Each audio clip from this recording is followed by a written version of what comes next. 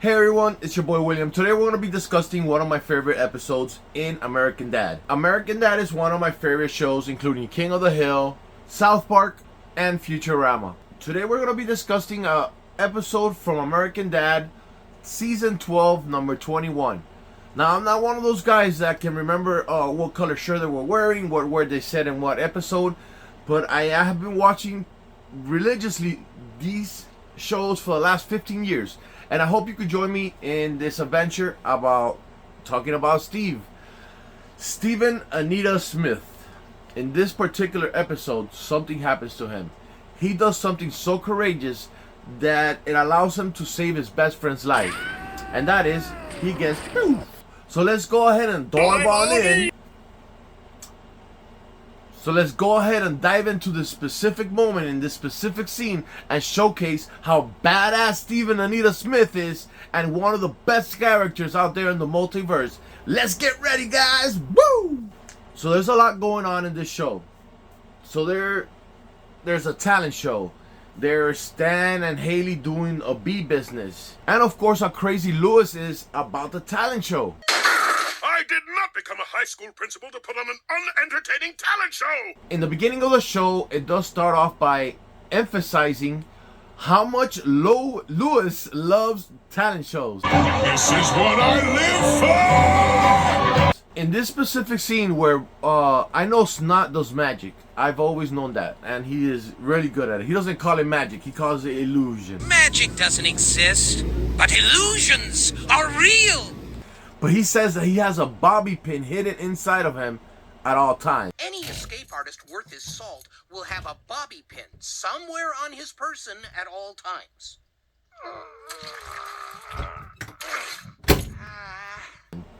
And in this specific moment, he has it open right in his eye. So he takes it off his left eye. Okay?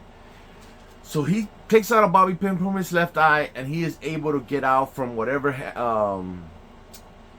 handcuffs he's in. Okay, so that's a good idea. So if you're an escape artist, you know, if you could stick a bobby pin up your I don't know, in your hair or something. We're gonna get to that later. Steve actually does have one in his hair, so we're gonna get to that later. All right.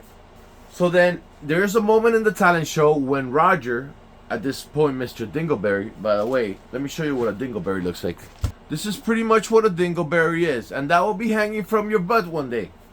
At this point, Lewis is upset because he wants one person per act. That means no crappy acts and strict enforcement of my famous one slut per talent policy to ensure some variety. One singer, one tumbler, one Annie Oakley style trick shooting cowgirl. So he is telling everybody, okay, I want one person for this, one person for that. And of course, he chooses Barry over the skinny guy. And one hot dog speed eater. The fat one. Which is, you know, it's weird because usually the skinny guys are the best ones in a hot dog eating competition. So Barry's chosen. So there is a moment in the episode when Roger's looking around Mr. Dingleberry at this point. That's why I showed you the Dingleberry, so you can know what a Dingleberry is. So it's like, it's excellent. It's excellent. Yes, we're gonna kill the competition.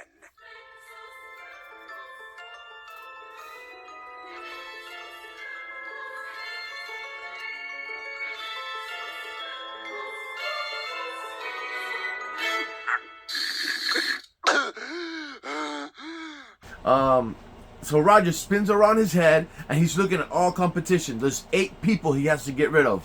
It only shows in the episode him getting rid of 3 people, which is Carla, Barry, and AJ. We're gonna go ahead and look at Carla at first. Nobody in the episode, nothing points out that Roger did this. Of course, if you are a big fan of the show, you know that Roger did that. Wait, where's the roly-poly Miss Carla Cannoli, my star tumbler? The brakes on Carla's bike somehow gave out, and she crashed right into the flagpole! So he makes a joke about it. Steven is like, oh, well, I don't know about that joke. But he goes on anyways. But we're not going to go too much ahead of ourselves. We're going to go ahead and start with her first. She She breaks her leg, so he's completely out of the competition. The reason why Steve goes it stays in the competition is because he was supposed to be a singer originally.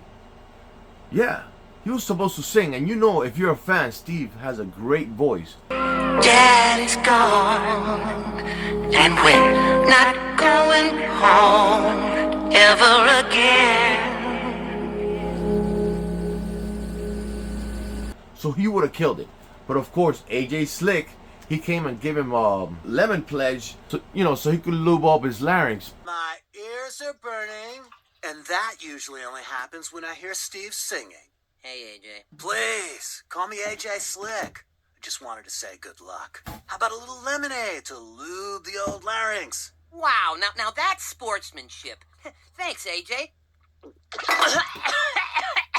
Oh, did I say lemonade? I meant lemon pledge. You've been slicked! Steve takes it, of course. He's gullible, he's a nice guy, and he thinks AJ's being nice to him. So Steve does take it, he does gargle it, and then he ends up talking like this.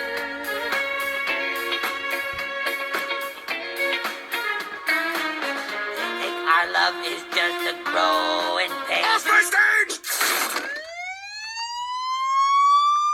So he's not able to pass the show.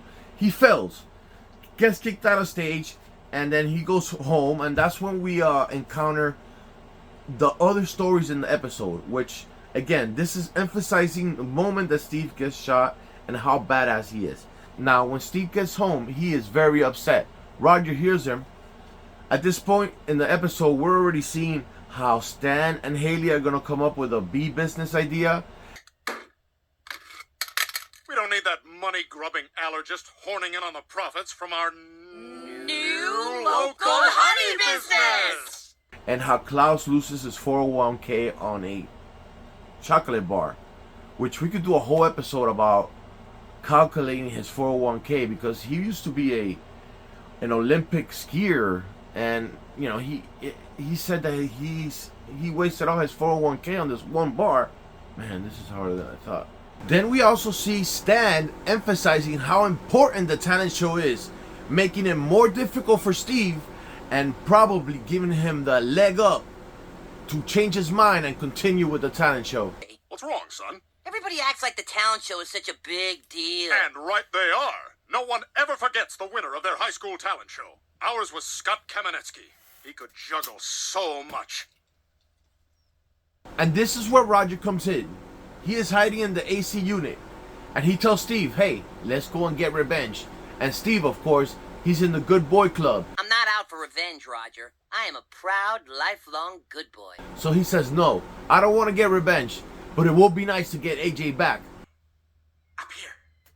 Want to get back at AJ and win that talent show? I can help. What are you doing in there? I'm trapped. I dropped a skittle down a vent and I went in after it. I've been in here for days. Get a Phillips head screwdriver and meet me by the vent in Haley's bathroom. There's the skittle.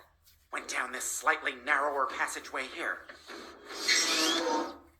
Shit. So he is tempted, and Roger, of course, tempts him even more. So he goes after it. He says, all right, let's do it.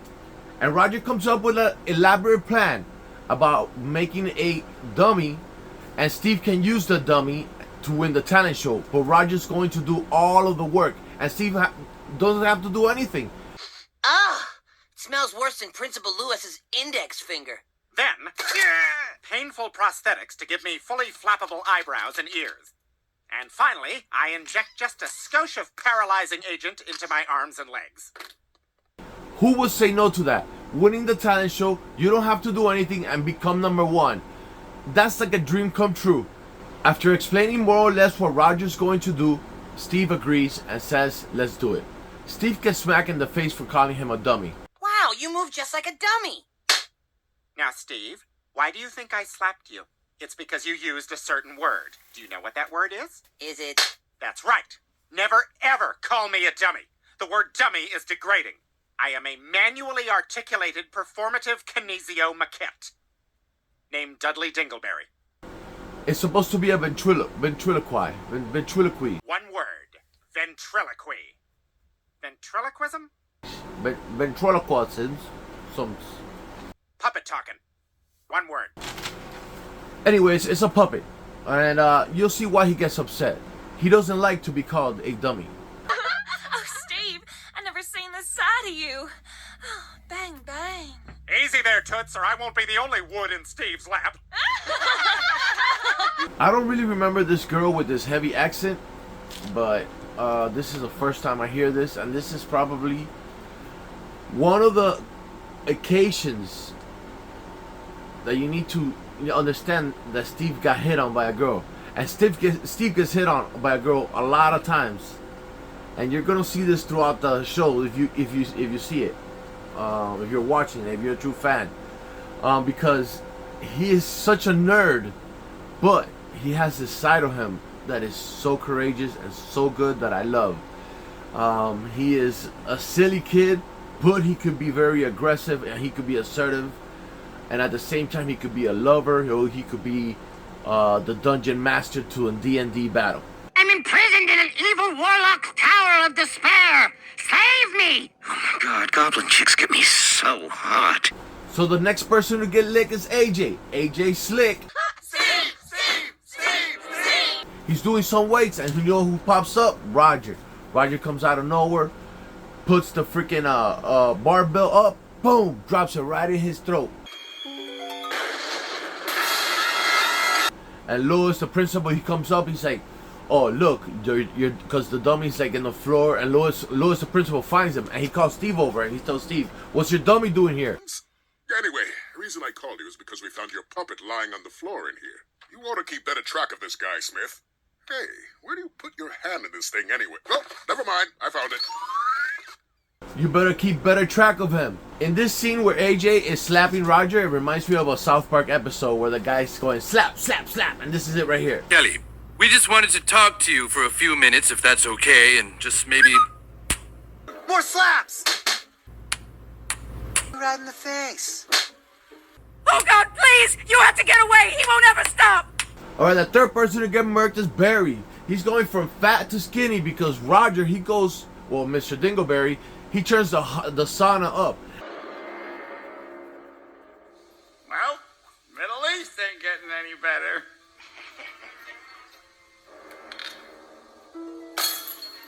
And if you focus on this shot right here, where it says on the newspaper that 5 people have been hurt in the talent show. So there's 8 people. So it's 5 people already. Barry will be 6, and AJ was 7.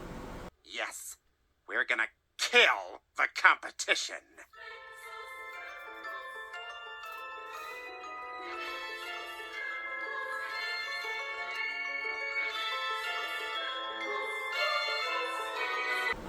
And it's not supposed to be number 8. I think that's right. I hope my math is right. Yeah, because he's 5. Then he's reading as 5. They already took out AJ. Then they took him out 6, 7, 8. Yeah. Alright, we're good. Then we suddenly cut to Stan and Haley doing their bee business. They're here. We're on our way to our first batch of local honey. Now, we just need a slogan. How about, don't you know we're local? Done.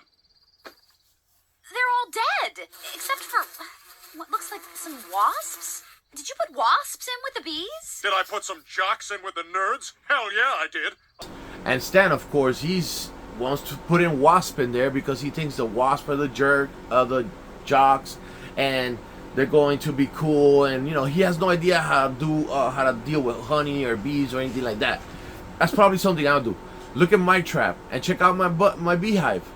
I'm gonna do the same thing they're doing, but I'm gonna make sure that they don't have any wasp, okay? Because that's very embarrassing.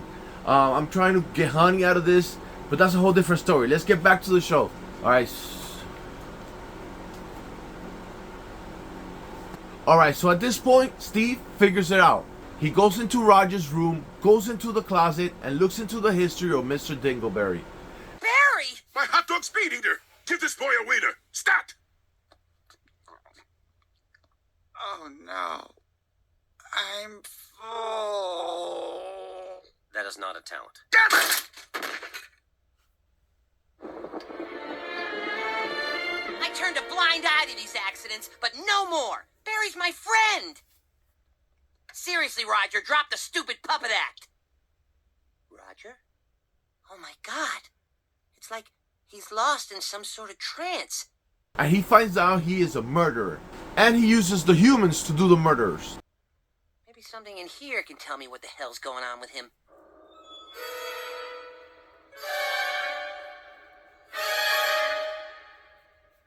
Wow, I really should have looked further into this book before I started this whole thing. As Steve finds out who he is, he realizes that it's the cream that he puts on. That awful smell. The smell? The smell! It's this industrial cream that Roger puts on to make his face look white. And that's what's driving the psychosis and making him go crazy. As Steve figures that out, he sees in the newspaper that there was a guy that went to jail and now in the mental hospital. And he goes to seek help from that guy. But that guy ended up to be a nut. But he did help Steve a lot. He did tell him about the lacquer, the face, the thing that he puts on the face. That's what gives him the psychosis. That's what drives him crazy. That's why he's acting the way he is. Industrial airplane paint. Inhalation may cause temporary psychosis. Ages 6 and up. I knew it! Alright, so as Steve figures it out, he tries to stop Roger. But of course, that's not going to be an easy task. Steve thinks it's going to be easy. But of course, Roger will not make it easy at all. Hello?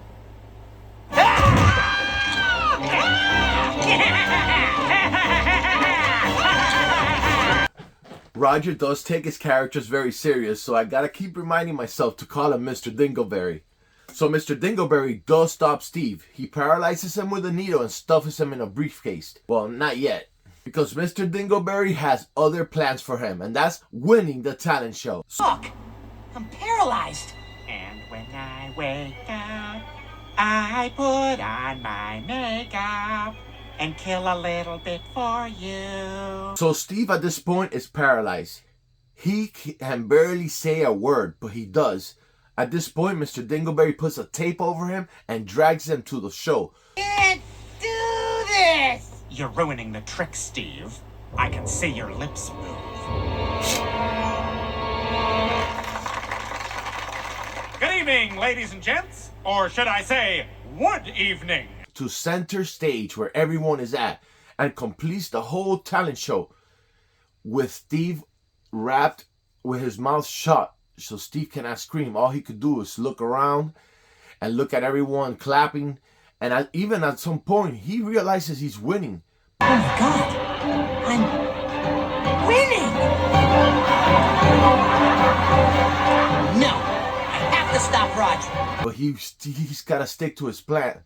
And that's to stop Mr. Dingleberry from taking out Snot. So of course, Mr. Dingleberry and Steve do a great show. They get applauded. They're coming out of the stage. And all of a sudden, they see Snot dragging this big water tank. And Mr. Dingleberry falls asleep to the floor, like pretending like he's a puppet, of course. Because he's the one dragging Steve. At this point, Steve's still paralyzed. So he's like dragging Steve. Congratulations, Steve. Despite all your efforts to remain a loser, I made you a winner. Oh, crap. All tuckered out, huh? Well, wish me luck. And then Snot's coming by with his water tank, and he's like, "Oh, you guys are all tuckered out. You guys are very tired." But he doesn't even check on him. He doesn't even check on Steve or nothing. So he keeps going. He goes to do his talent show. He gets strapped in where he cannot. Toshi comes in. He's dressed up like one of the helper girls, and he looks great in purple. So he goes, puts Snot inside the tank, closes the door, and he walks away. This is Toshi we're talking about. So Snot is already in the tank. He is strapped up in one of those crazy white suits where you can't get out of. But of course, remember from the beginning of the show, he did say a good escape artist should have a bobby pin somewhere in his body, right? Any escape artist worth his salt will have a bobby pin somewhere on his person at all times. And he does. He gets out of his escape. He goes to open the door, but Mr. Dingleberry had put a broomstick to the lock, and he is unable to open the door this time. Broomstick.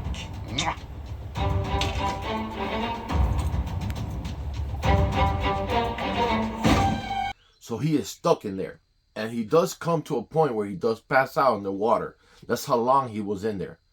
But Steve, being the best friend that he is, pushes his way out of being paralyzed. Because at this point, Roger sticks him in a... Mr. Dingleberry sticks him in a suitcase so he is unable to move. But he remembers what his best friend told him at the beginning of the show. An escape artist should always have a bobby pin somewhere in his body. And guess what? We reveal something in the show for the first time I've never seen, that Steve has bands. So he pulls out a bobby pin and all this hair just falls out. Somewhere on his person at all times. Lucky for me, I always wear a bobby pin in my hair to keep my gorgeous bangs out of my eyes. Ugh. And he's all like, oh God, like it's bothering him. I wish I had hair like that. So he uses that bobby pin that he has to hold that back his glorious bands, and he escapes from the suitcase.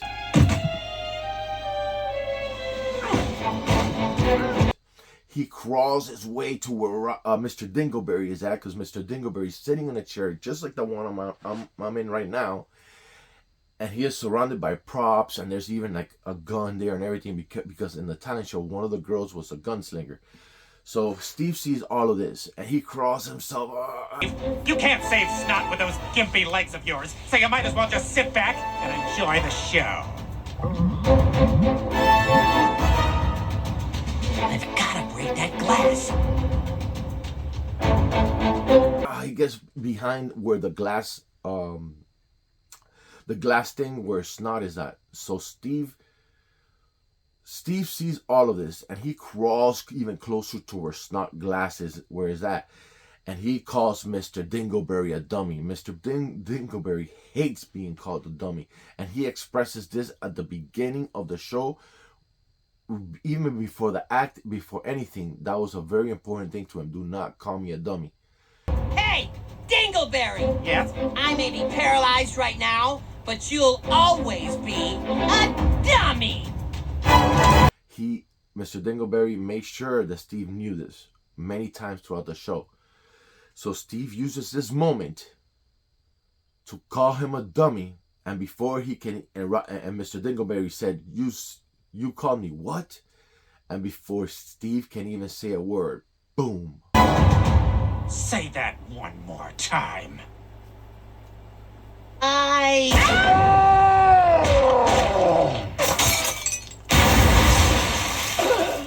He gets shot. The bullet goes right through his shoulder, to the back, and into the glass of snot where he's drowning at this moment. Breaks the glass, snot gets out, and he is able to breathe. Right away, he takes a shot. When the water hits Mr. Dingleberry in the face, he comes back to being Roger, because all the solution is gone, so he's no longer psychosis. And that's when he realizes that Steve has been shot, and he's the one that shoots him. This is Roger realizing all this. What? How did I get here? Oh my God, somebody shot Steve! Oh my God, I shot Steve! And what does the first thing he do?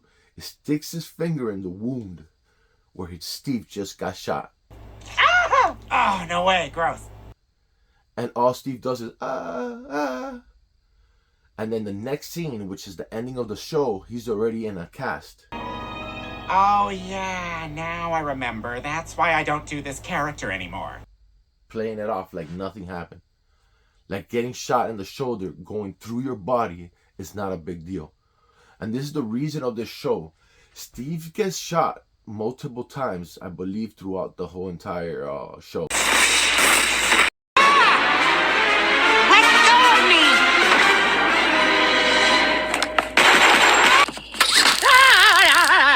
Stupid coconut! There's also other moments in the show where he does get shot at or gets brutalized somehow, where he is just a badass and he just shoves it right off.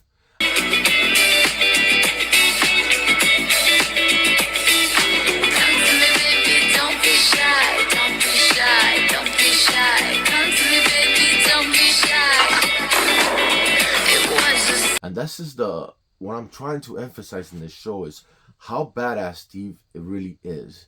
There's many occasions where he shows that powerful side of him. And the being a teenager compared to Chris or Bobby, even Fry, this guy has taken so much compared to those other characters that it's just making him such a badass. And at the end of the day, he's great with the girls, he's great with people. He is a nerd. He could be the best dungeon master in the world. And if you ever play D&D, you know, having a dungeon master like him is the best thing in the world. And not only that, he is strong inside, more stronger than his dad, I believe. And so guys, thanks a lot for watching all of this. And if you're here to the end, I truly appreciate this. Please leave a like, subscribe, and comment on anything I got wrong. Comment on your favorite episode. Again, guys, thank you so much for watching. Please leave a like and subscribe and support my channel. And I'm going to be bringing in more stuff like this, and I'm going to try to you know, refine it and make it better until we could get a show going. All right, I'm gonna do 8 episodes and see how it goes, and I hope you can stick with me all to 8 episodes. Thanks a lot for watching. Oh man, this was harder than I thought. Oh my god, this is crazy. Oh.